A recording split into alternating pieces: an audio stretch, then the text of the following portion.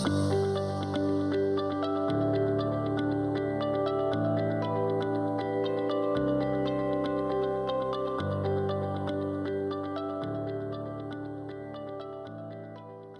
buenas tardes, un saludo para todos ustedes, bienvenidos a este Facebook Live. Estamos nuevamente aquí en la Casa de Nariño, estamos en este centro de seguimiento y monitoreo al COVID-19. Una vez más quiero empezar dándole gracias a Dios y pidiéndole siempre por nuestro país. Quiero también agradecerle a todos los profesionales de la salud que están trabajando con tanto esfuerzo, médicos, enfermeras, personal de apoyo que se entregan por Colombia.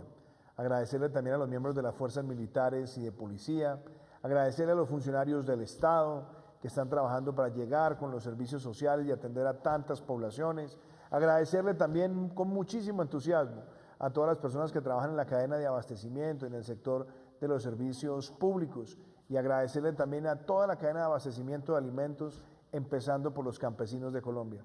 A todos mi reconocimiento.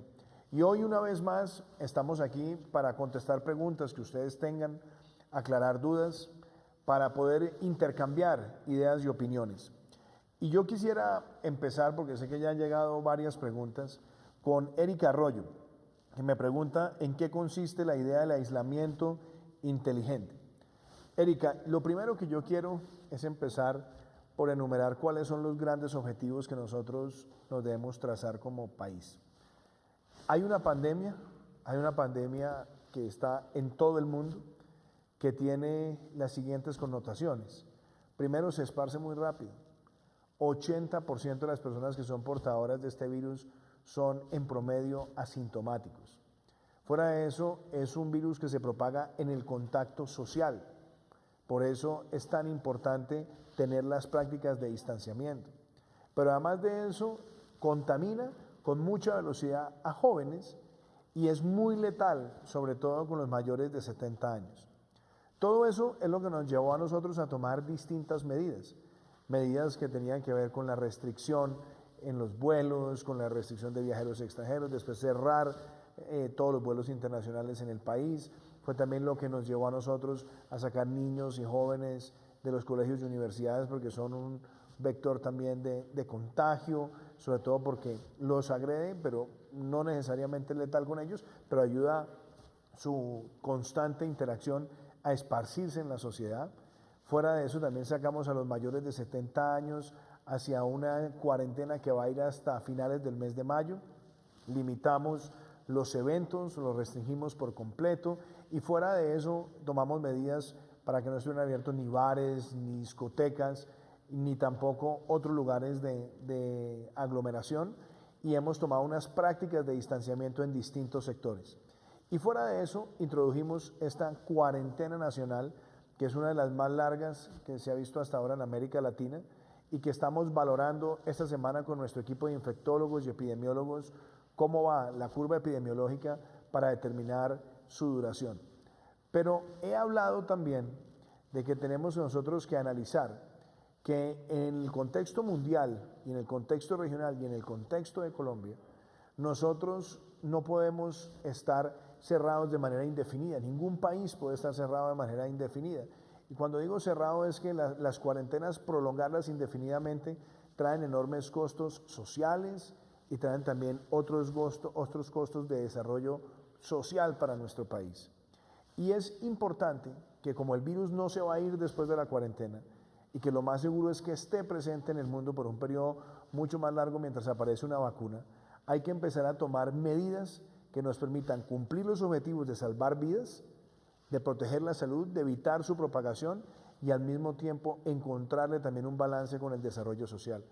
Entre otras cosas porque muchas personas también que vienen de sectores médicos han hecho preguntas que son muy válidas, y es como unos periodos muy largos de cuarentena también pueden detonar otras patologías o generar otro tipo de problemas, aparte también de las afectaciones sociales que pueden ser muy profundas.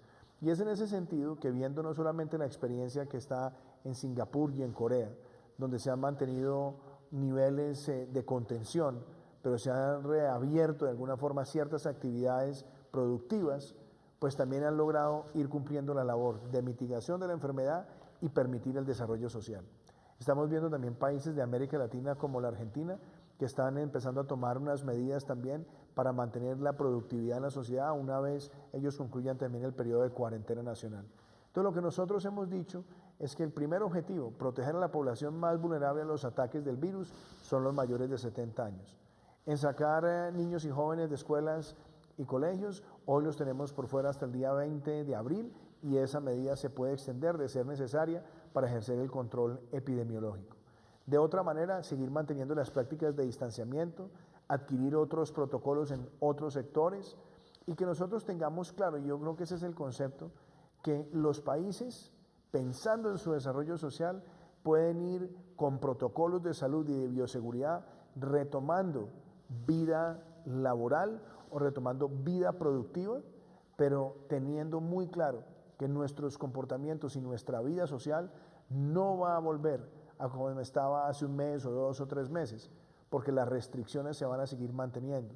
Restricciones en términos de eventos, restricciones en términos de espacios de aglomeración, restricciones inclusive las que nosotros debemos tener por las mismas prácticas de protección con nuestros seres queridos, y yo creo que ese es un balance que tenemos que estar estudiando. Lo hemos venido hablando con la Organización Mundial de la Salud, con la Organización Panamericana de la Salud, con nuestros expertos médicos, y tenemos que hacerlo buscando ese balance, porque no hay un dilema entre desarrollo social y salud. Si no hay salud, no hay desarrollo social. Pero si el desarrollo social se deteriora, también trae una gran afectación en la salud. Y es en ese sentido que nosotros queremos ir evaluando todas las medidas y mucho más considerando que en nuestro país más de 1000 municipios no tienen la presencia del virus, pero que sí pueden ir tomando las medidas de precaución, las medidas de mitigación, las medidas también de contención efectivas, mientras se van retomando con protocolos de seguridad ciertas actividades. Ese es el sentido de lo que nosotros hemos planteado y creo que es un debate muy importante a nivel mundial y que se está haciendo también con otra idea, mejorar las capacidades también paulatinamente en el servicio de salud, aumentar la capacidad de pruebas y seguir teniendo también las medidas de protección a los sectores de la población que pueden ser más vulnerables a los ataques del virus. Me pregunta Paula Alba, después de la cuarentena, ¿algunos sectores podrán salir a trabajar? Pues Paula, lo primero es que esta semana vamos a evaluar con todo el equipo técnico cómo va comportándose la curva epidemiológica en nuestro país, para nosotros saber si la hemos aplanado lo suficiente, cómo se proyectan las semanas que vienen, y en ese sentido tomaremos una decisión siempre pensando en la salud, en la vida, en la población más vulnerable y por supuesto también en el desarrollo social. Pero lo que es interesante es que aún pensando en lo que nosotros llamamos un aislamiento inteligente, un aislamiento preventivo, colaborativo. Ahí lo que nosotros buscamos es que algunos sectores puedan también retomar su productividad y hacerlo bajo varias premisas. Los que puedan seguir desarrollando la mayor cantidad de trabajo a través de teletrabajo lo deben seguir haciendo. Y en algunos sectores se van a tener que establecer protocolos muy específicos, muy puntuales, para que también se pueda seguir protegiendo la salud y se pueda seguir también cumpliendo el desarrollo social.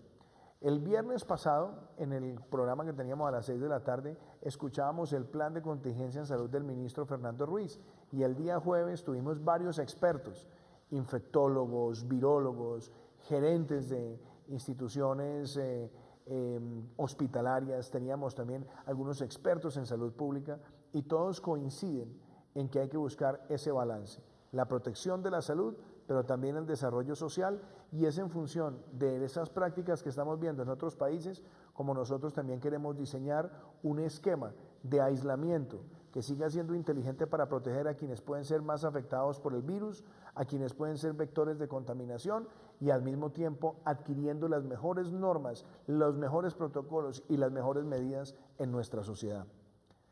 Me pregunta Santiago Doncel, que si los colombianos han cumplido con el aislamiento preventivo. Yo diría, Santiago, y lo dije ayer, que a mí me parece muy positivo que más del 95-96% de la población ha venido haciendo un cumplimiento efectivo, con una gran conciencia. Hay personas que han tratado de pasarse por la faja las normas y por supuesto se han enfrentado o a la sanción social o a la sanción de las autoridades, a las multas y a las demás medidas que están contempladas. Pero también se han visto con con una fuerza pública y con unas autoridades que han estado también haciendo pedagogía en los territorios y que han estado haciendo pedagogía con la ciudadanía. Esto no es un juego. Un mal comportamiento puede llevar a afectar la salud de nuestros seres queridos y también a afectar la salud de otras personas. Por eso, mantener las prácticas de distanciamiento es fundamental. Por supuesto, las personas tienen derecho a ir al supermercado, tienen derecho a ir a la farmacia, tienen derecho una vez al día una persona por familia a sacar una mascota que tenga que ir a hacer sus necesidades. Inclusive también hemos contemplado la posibilidad de atención médica. Son casos muy puntuales, pero a quien ha pretendido burlarse de las autoridades y se ha encontrado con ellas, se han aplicado sanciones que están no solamente siendo aplicadas con drasticidad, sino además con una gran pedagogía por parte de las autoridades. Esta es la primera vez que hacemos un ejercicio en 200 años de nuestra historia republicana y yo creo que en líneas generales, contemplando esa excepcionalidad que tiene esta situación, hemos visto al pueblo colombiano con un amplio nivel de cumplimiento, según los reportes que han sido entregados con detalle por parte del Ministerio de Defensa. Me pregunta Luz Marina Vivas, presidente, usted y su familia, ¿cómo se están cuidando? Luz Marina, pues lo primero es que nosotros tomamos una decisión como familia, por supuesto como yo estoy más expuesto por las jornadas laborales y por reuniones, pues yo mismo he tomado también medidas de distanciamiento al interior de la familia, comparto con mis hijos, con María Juliana, pero estamos marcando, o yo personalmente estoy marcando también distancia, estoy también lavándome las manos al menos unas 10 o 12 veces al día de manera constante, mantengo antibacterial también a la mano, si tengo que estar en una reunión por fuera, pues he estado también utilizando el tapabocas cuando estuve en Corferias o cuando estuve en el hospital militar. Por supuesto también hemos generado una conciencia con nuestros hijos, ellos no solamente están cumpliendo con esas normas y esas pautas de higiene, sino que también están transmitiendo esos mensajes a sus amigos, a sus compañeros. Creo que eso también es muy importante. Y yo trato, en la medida de lo posible, cuando estoy tomando carpetas o papeles que no han estado antes en mis manos, que vienen de otras personas, también después de tocarlos, usar el antibacterial. Yo creo que son normas que hemos venido cumpliendo y, por supuesto, siempre lo digo con mucha claridad. Aquí tenemos que tener una conciencia de que es una probabilidad grande que el coronavirus nos pueda impactar y por eso no solamente tenemos que adoptar las mejores medidas, sino también tener mucha conciencia que en nuestro comportamiento y en nuestra disciplina nos protegemos nosotros y protegemos a los demás. Gracias, Luz Marina, por esa pregunta. Me pregunta acá Ginette Saavedra, ¿cómo se pueden hacer donaciones en las campañas que se tienen en este momento? Ginette, tenemos en la página web coronaviruscolombia.gov.co, ahí está la plataforma de Ayudarnos Hace Bien, donde hay distintas modalidades de donación y sea esta la ocasión para decir que son muchos los colombianos que con pequeñas donaciones de 10.000 pesos y mucho más han venido aportando. También hemos visto a líderes empresariales hacer aportes importantes, hemos visto también a empresas, hemos visto realmente una creciente movilización de la solidaridad en función de adoptar esas familias más necesitadas, más vulnerables por esta situación.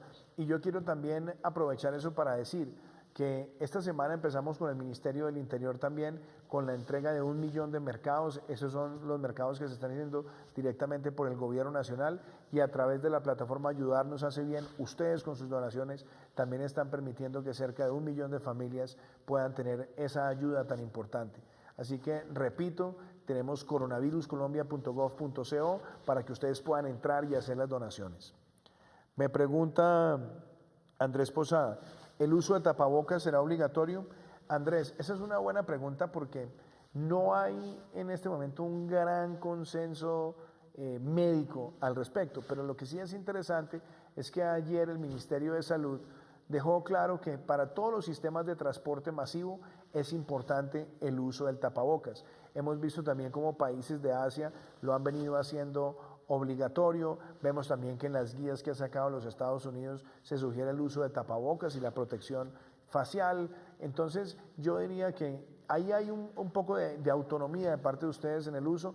Ya la recomendación del Ministerio de Salud es que lo tengamos en el transporte público, pero yo también creo que es un mecanismo que si nosotros queremos, si tenemos algún tipo de síntoma o si hemos tenido algún resfriado, pues poderlo usar para no contaminar a otras personas. Si lo tenemos adentro de la casa, si hemos tenido gripa, es mejor usarlo para no contaminar a nuestros seres queridos. Si tenemos un abuelito en la casa y queremos ir a llevarle la comida o de pronto ayudarle a limpiar la habitación, es preferible también usarlo y seguir todas las prácticas de higiene. Entonces yo diría que en líneas generales, aunque no hay un consenso universal, el tapabocas pues sí tiene en este momento un gran sentido de protección en el entorno personal, pero también en el entorno social. Pregunta Viviana Díaz, ¿hay alguna ayuda o subsidio para las personas que se quedan sin empleo? Viviana, hay varias cosas que se han puesto en marcha. En primer lugar, está un mecanismo de protección al cesante que lo anunció el ministro Ángel Custodio Cabrera, que lo hemos venido aplicando con las cajas de compensación, donde hay una cobertura para los trabajadores formales que estaba establecida a través de distintos protocolos de ley y que hoy se está cumpliendo.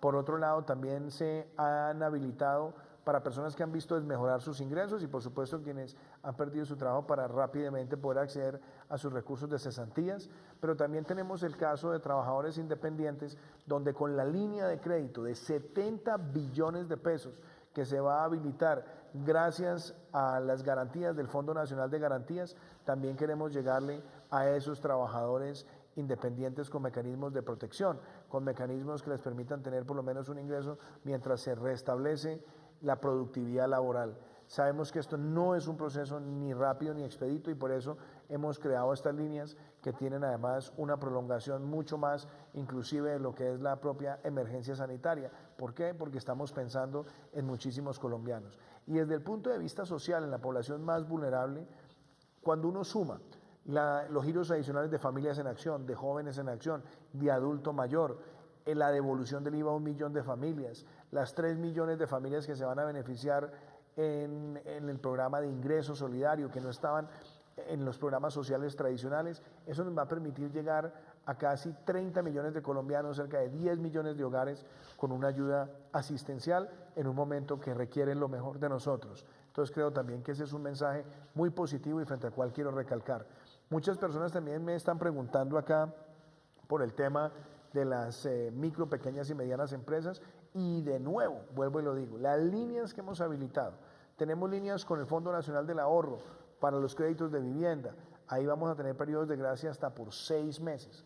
Las personas que me preguntan, Banco Agrario, no solamente estamos lanzando nuevas líneas para los pequeños productores en mejores plazos, en tasas muy favorables, sino que estamos habilitando también los canales de refinanciamiento. Tenemos, por supuesto, los recursos de Bancoldex, 650.000 millones, donde tenemos una línea para las micro y pequeñas, donde no solamente estamos habilitando a través del sistema financiero mejores coberturas, la posibilidad del refinanciamiento a largo plazo, sino que también con el Fondo Nacional de Garantías, donde estamos nosotros haciendo una capitalización importante como gobierno, vamos a poder prestar hasta 70 billones de pesos. Y como mínimo va a haber 20 billones para la micro, pequeña y mediana empresa. Ahí ya estamos viendo cómo se han estructurado refinanciaciones que eran muy necesarias por parte de muchos micro, pequeños y medianos empresarios para mantener sus nóminas. Y de otro lado, lo que también nosotros queremos es seguir protegiendo de la manera más clara posible la vinculación laboral. Me pregunta acá Mateo, si siento que tengo síntomas de la enfermedad, ¿qué podría hacer? ¿Puedo ir a urgencias, a mi EPS? ¿A dónde puedo llamar? Mateo, lo que ha venido diciendo el ministerio es lo siguiente. Si hay alguna persona que tenga síntomas gripales, lo conveniente es quedarse en la casa aislado por un periodo inicial de 7 días, viendo cómo va la recuperación. Si la persona tiene síntomas donde ya ve afectada su condición respiratoria, lo importante en este momento es ponerse en contacto con su EPS y a través de su EPS le podrán hacer también un diagnóstico que puede empezar desde el punto de vista de atención domiciliaria o atención también a través de telemedicina, y para eso se sacaron las guías puntuales por parte del Ministerio de Salud, pero si tenemos una afectación respiratoria crónica, por supuesto lo que se busca es que pueda tener esa atención hospitalaria. Pero la idea que todos debemos tener claro es que el 80% de las personas que tienen el coronavirus son asintomáticos, no tienen síntomas. Tenemos otras personas que van a tener síntomas leves o moderados y otras personas donde el ataque del virus se puede hacer más crónico, y es justamente en esas personas en quienes queremos tratar de concentrar la mayor atención hospitalaria. Y las cifras también lo muestran. Hoy, cuando analizamos lo que está ocurriendo en el país, la mayor cantidad de personas, y voy a compartirles a ustedes esta información, tenemos en este momento 1.485 casos, de los cuales nosotros tenemos la mayor cantidad de personas, 1.167, atendidas en su casa. Es decir, muchas personas que han sido detectadas están en su casa cumpliendo las normas de aislamiento, muchos con manifestaciones leves, otros moderados, algunos asintomáticos, pero hemos tratado de concentrar esa atención médica en las personas que tienen manifestaciones más crónicas. Y de hecho tenemos 132 personas que están en hospitales, 63 personas están en unidades de cuidado intensivo. Inclusive creo que es importante destacarlo para el día de hoy, tuvimos una disminución en el número de casos que estaban creciendo por día. Yo espero que eso también lo podamos sostener en el tiempo, porque eso también sería una buena indicación. Pero además creo que lo pertinente en la pregunta que tú estás haciendo es que si haya una manifestación crónica con una afectación desde el punto de vista respiratorio, ahí lo más importante es ponerse en contacto con el proveedor del servicio de salud o acudir a las líneas de emergencia que tiene también el ministerio y las que tenemos habilitadas a través de la línea 192, que puede identificarse y pueden conocerse detalles en la página coronaviruscolombia.gov.co. Me pregunta Juan Romero: ¿los beneficios para los más vulnerables se van a mantener después de la cuarentena? Yo creo que aquí es importante, Juan, que nosotros tenemos una emergencia sanitaria que ha sido declarada hasta finales del mes de mayo. Tenemos una declaratoria de emergencia social y económica que también ha sido proferida para tener todas las herramientas de protección, y nosotros tenemos claro que mientras la emergencia esté y esté la grave afectación, nosotros seguiremos manteniendo no solamente la cobertura, sino tratando de alcanzar la mayor protección posible a través de las líneas sociales del Estado. Alejandra Vergel me pregunta: ¿qué ayudas se están entregando a las poblaciones más vulnerables de grupos minoritarios? Alejandra, gracias, porque con el Ministerio del Interior, y lo dijo también la ministra Alicia Arango esta semana a las 6 de la tarde en uno de nuestros programas, estuvo mostrando el programa de 1 millón de mercados, donde nosotros estamos atendiendo población indígena, afrocolombianos, otras minorías, líderes sociales, comunidades que están en lugares apartados y remotos sin una posibilidad clara de abastecimiento, y hemos visto con efectividad que se está cumpliendo ese programa, y quiero agradecerle especialmente a la unidad de gestión del riesgo que está trabajando también con la logística de nuestras fuerzas militares y de policía para llevarle esos mercados. Yo hoy espero a través de mis redes sociales poner algunos de esos testimonios, unas fotos que son realmente emocionantes y que muestran ese gran compromiso y esa articulación institucional para llegarle a esas minorías y a esas comunidades que necesitan nuestro apoyo. Me pregunta Catalina Reatiga: ¿cuáles son los canales oficiales para informarme sobre la situación del país en el coronavirus? Catalina, de nuevo, coronaviruscolombia.gov.co es el portal que tenemos habilitado, y también quisiera invitarte a descargar la aplicación Coronavirus Colombia, donde puedes encontrarlo tanto plataforma de Android como plataforma iOS, y ahí vas a tener no solamente la información del día e información oficial, sino también el tablero de control de información pública de cómo se están comportando los casos y en qué lugares en el territorio colombiano. Así que, de nuevo, Coronap Colombia, ahí la vas a poder descargar gratuitamente, y también coronaviruscolombia.gov.co. Y obviamente también la invitación a que de lunes a viernes nos estés acompañando a las 6 de la tarde en el programa que nosotros estamos emitiendo a través de nuestros canales institucionales, y donde hemos tenido también un respaldo de los medios de comunicación que quieren unirse a la difusión de información, donde estamos no solamente dando información diaria de cómo se está comportando el virus, sino también cuáles son las medidas que está tomando nuestro gobierno en los distintos sectores y en las distintas poblaciones. Me pregunta Carlos Quintero: ¿cuál es el plan que se tiene respecto a las pruebas rápidas? Carlos, esa es una pregunta muy pertinente, porque hoy lo que tenemos a nivel mundial sin duda es una escasez, por un lado, de lo que se llaman las pruebas reactivas, y estamos todos tratando de aumentar nuestro abastecimiento. Es lo que acá llamamos pruebas moleculares PCR, que las ha adelantado el Instituto Nacional de Salud bajo un protocolo que se conoce como Protocolo Berlín. Nosotros hemos aprovisionado también muchísimas más pruebas PCR que tienen una ventaja, son muy certeras al momento de definir si una persona marca positivo. Y nosotros hemos establecido el fortalecimiento de laboratorios a nivel territorial, y en esos laboratorios justamente lo que queremos es que también tengan esas capacidades. Otro de los retos que hemos tenido a nivel mundial es que lo que se llaman los kits para las pruebas automáticas han empezado a escasear. Nosotros tenemos un aprovisionamiento importante, pero tenemos que seguir ampliando también nuestra capacidad, y eso nos lleva a que combinemos estrategias, las pruebas PCR moleculares y también lo que se llaman las pruebas rápidas, donde hemos no solamente habilitado la plataforma de libre importación de ellas de distintos lugares del mundo y que se pueda canalizar a través de la red de salud, y que también se puedan hacer con otros laboratorios a nivel territorial. Y nosotros la idea que tenemos es aumentar en cientos de miles ese número de pruebas en las próximas semanas. ¿Por qué? Porque consideramos que en la medida que también vamos avanzando en hacer más pruebas, la información que tenemos nos permite con muchísima certeza por lo menos identificar, hacer trazabilidad y buscar aislamiento de esas cadenas, como lo han hecho exitosamente otros países. Ese es un reto para nosotros, es un reto grande, pero yo creo que hemos hecho una armonía entre seguir manteniendo el rigor de las pruebas moleculares PCR y también habilitar las pruebas rápidas en el territorio colombiano. Esta semana hemos recibido información de varios laboratorios que van a traer más de 600.000, 700.000, y yo creo que en la medida que nosotros sigamos aumentando ese abastecimiento de pruebas rápidas, también tenemos la capacidad de hacer más testeos, y lo importante es que esos testeos se acompañen de poder hacer trazabilidad de los casos y poder hacer aislamientos de las personas que han estado en los canales de contacto. Me pregunta el doctor Segundo Caiza, ¿qué va a pasar con el comercio si se hace aislamiento inteligente? Doctor Caiza, mire, muchas gracias por esa pregunta, porque parte del aislamiento inteligente es cómo nos vamos a adaptar como sociedad.